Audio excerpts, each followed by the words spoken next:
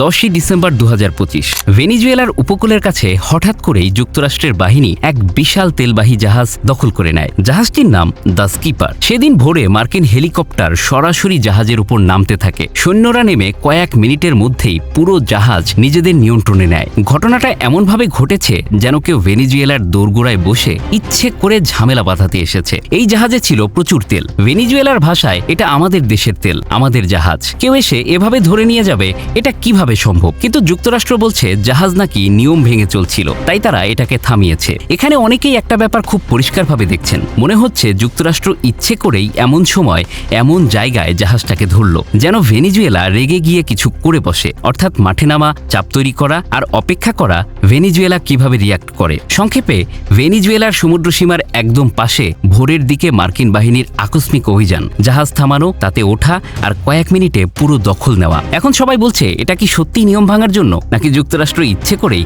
এমন পরিস্থিতি তৈরি করছে? আপনার কি মনে হয়? মতামত কমেন্টে জানান।